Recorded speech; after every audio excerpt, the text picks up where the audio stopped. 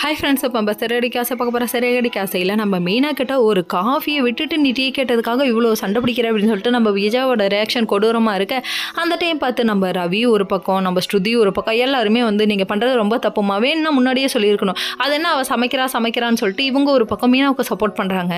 இன்னொரு பக்கம் மனோஜ் சமைக்கிற வேலையை தானே அவள் பார்க்குறா, ஏன் செஞ்சா என்ன அப்படின்னு சொல்ல உன் பொண்டாட்டியை செய்ய சொல்லுடா எரும மாடி அப்படின்றாங்க, போடா காட்டு எருமை அப்படிங்கிற மாதிரி ஆயிடுச்சு. இவங்களோட ரியாக்ஷன் இவ்வளோ கொடூரமாக இருக்க, இப்போ என்ன நான் காஃபியே குடிக்கக்கூடாது அவ்வளோதானே, எனக்கு ஒன்றுமே வேணாம், நீயே பிடுங்க வேணாம் போங்கடா அப்படின்னு சொல்லிட்டு இவங்க தூக்கி போட்டு கிளம்பி போயிட்டாங்கன்னா பார்த்துக்கோங்க. இவ்வளோ அழகாக சப்போர்ட் பண்ணுற புருஷன் கிடைக்கல, வேறு என்ன மீனா வேணும் அப்படிங்கிற மாதிரி ஆச்சு.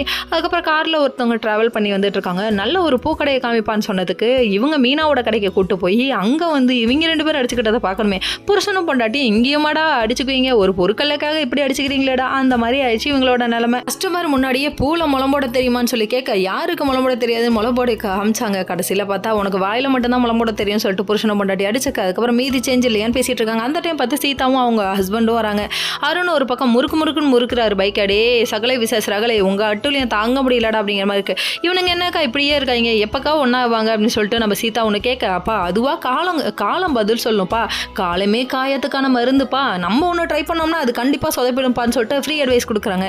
இங்கே எந்த கூத்து நடந்தாலும் மறுநாள் காலையில் விடுதுங்க. நம்ம ரோகிணி ஒரு பக்கம், அதாவது மனோஜ் கூட்டு வெளியே போகணும் வெளியே சுற்றணும்னு நினைக்கிறாங்க, ஆனால் எதுவுமே நடக்கலன்னு லேகியம் வைக்கலையா லேகியம் அப்படிங்கிற மாதிரி ஒரு கிராமத்து பொண்ணு சொன்னதை நம்பி இவங்க லேகியத்தில் இறங்கிட்டாங்க. வாங்கிட்டு வர சொல்லுமான்னு சொன்னோன்னே வசியம் பண்ண ஆரம்பிக்கிறாங்க. அங்கே ஒரு பக்கம் அவங்க அம்மா வந்து ரோட்டில் மயங்கி விழுவ, இதை பார்த்த முத்து வந்து ஹாஸ்பிட்டல் தூக்கிட்டு போகணுன்னு இவர் கார்